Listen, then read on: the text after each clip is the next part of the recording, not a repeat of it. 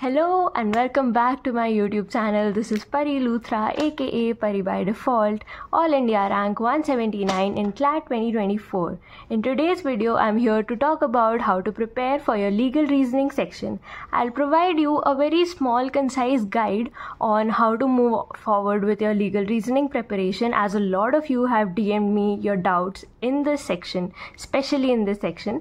So we'll divide this video into 3 segments. The first segment will be what to study for legal reasoning, exactly what topics are relevant for you as an aspirant to study for legal reasoning. Secondly, how to solve questions, what exact points you should remember while solving a passage or a question from the legal reasoning section.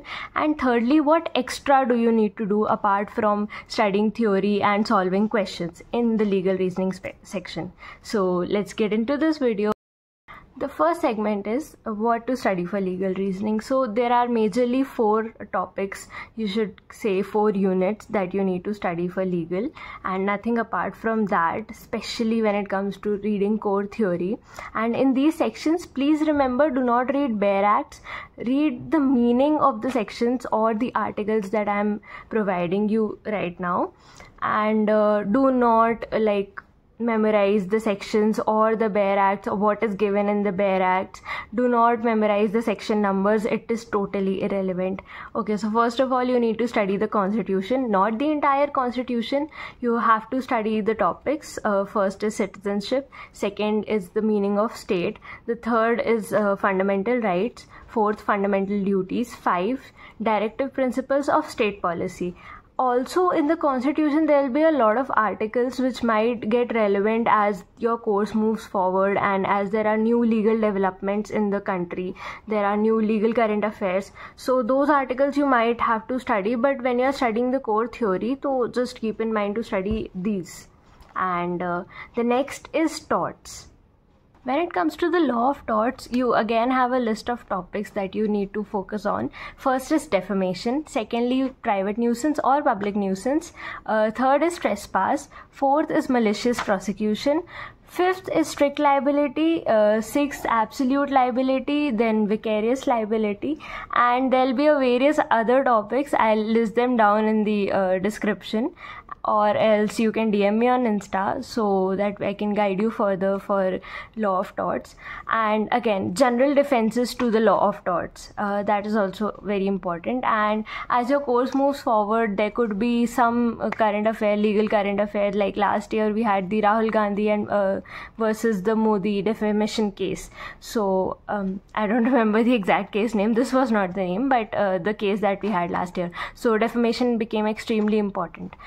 Similarly, whenever there are legal current updates, you should follow through with them, and you'll know what more to study apart from what I'm providing. And the third is contracts, the Indian Contracts Act. Of course, you don't need to read the act. These are the topics that you need to study from contracts. First one is offer, second is proposal, third is acceptance of proposal. There are various ways to communicate the acceptance and to communicate the proposal. You should know about all of that, especially when it comes to Indian Postal Service. There are a lot of difference in acceptance and the proposal, so that is a little difficult, complex part, but you need to study that. And thirdly, there is a consideration for the agreement, then there is agreement, and then there is contract. Then you have to study valid and void contracts, voidable contracts, and that'll be it. I mean, you'll study contracts, all types of contracts all at once. So that's that. And even in the Contracts Act, not a lot of knowledge is required. You should know the basic terminologies and what do they mean. Whatever sections are given, that is not relevant at all. Lastly, there is law of crimes, and in law of crimes, it's divided into 3 parts. Firstly, there is crime against property, second crime against human body, and thirdly crime against state or against the government. And I'll provide you a detailed list here on what are those crimes all separately. And also I'll try to accumulate a PDF for you guys to refer in every topic under legal reasoning. What do you have to exactly study? Okay, so that was the first segment. Secondly, we'll be discussing that how to solve questions in legal reasoning.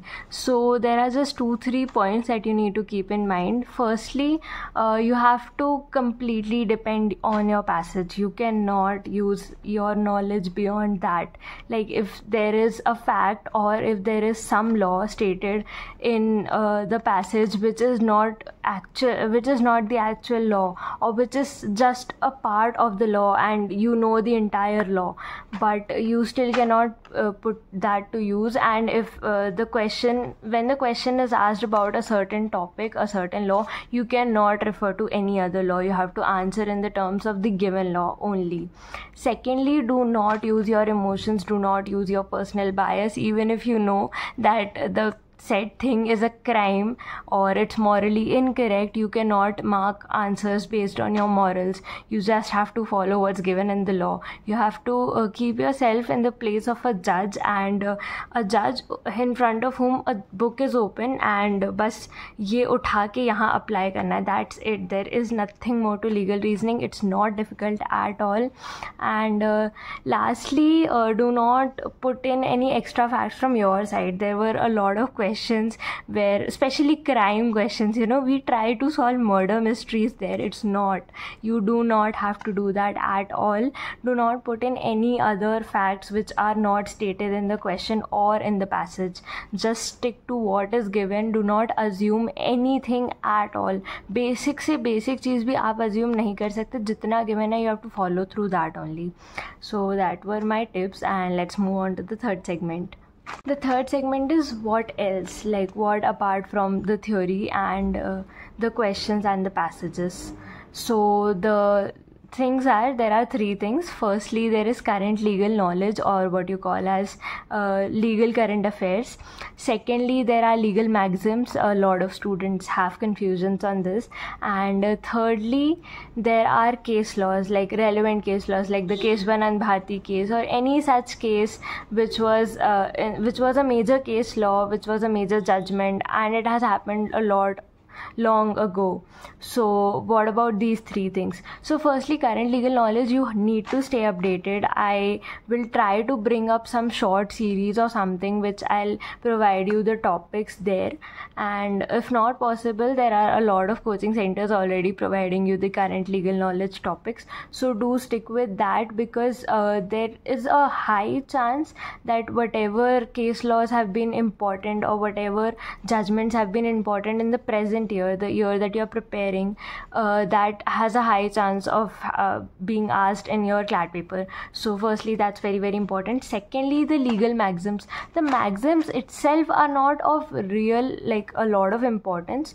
The thing with maxims is the maxims which are reoccurring in your passages, in your mocks or in your question papers. I think you should definitely know the meanings, but आप बहुत सारे maxims मत पढ़ने बैठो. Like, you do not pick up a list of maxims and you just start reading them, because ultimately क्या होता है, in the paper, I'll tell you, they give you the maxim, but they also provide you with the meaning. तो interpretation के questions नहीं आते कि इस maxim का क्या मतलब है, unless it's some other law entrance test. I am just talking about CLAT. तो ये वाले questions कभी नहीं आते हैं कि what is the meaning of this maxim. So you don't need to grab the meanings, and you don't have to mug them up. The thing is, the relevant ones like mens rea, and there are a lot of maxims and law of torts, so thoda bahut you should be aware of them, and you'll become aware as you'll solve more and more mocks and sheets. You'll know what the maxim means. And thirdly, the case laws. So okay, firstly, case law पढ़ने में कोई बहुत बड़ी बुराई नहीं है. मतलब आप ऐसे पढ़ लो उसको, एज अ आर्टिकल पढ़ो कि उस केस में क्या हुआ था, what were the relevant sections involved, what changes did that case law bring, and थोड़े बहुत case laws you should keep in mind, because कई बार passages ऐसे आते हैं जो case law को quote कर देते हैं और बोलते हैं कि इस case law में ऐसा हुआ था, although they are giving you the entire information, but if you know, you have prior knowledge, तो आपको समझ समझने में ज़्यादा टाइम नहीं लगेगा कि अरे ये कौन सा लॉ है और इसमें क्या हुआ था. तो हाँ, case laws are important but they are not very important. Like अपनी थ्योरी छोड़ के, अपने बेसिक्स छोड़ के केस लॉज पढ़ने मत बैठ जाना.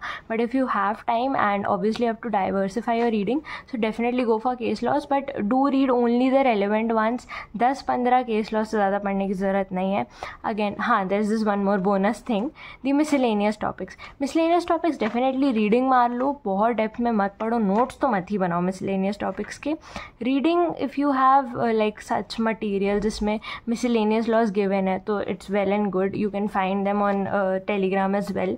अगर नहीं है या ऐसा कुछ प्रॉब्लम है तो मिसलेनियस लॉज के लिए आप ये कर सकते हो कि जितने भी लीगल करंट अफेयर्स आ रहे हैं उसके जो भी लॉज हैं बस उसी पे स्टक रहो, उससे बियॉन्ड मत जाओ. या you can refer to the last year's paper और you can refer to the last year's legal current affairs for miscellaneous topics. But उतनी ज़्यादा मिसलेनियस टॉपिक्स की भी नीड नहीं है. मेजरली क्वेश्चंस जो मैंने शुरू में 4 टॉपिक्स बताए हैं उन्हीं में से आते हैं. So okay, that's it for this video, and if you have any other doubts regarding the legal reasoning section, definitely reach me out, and all the best guys. Bye.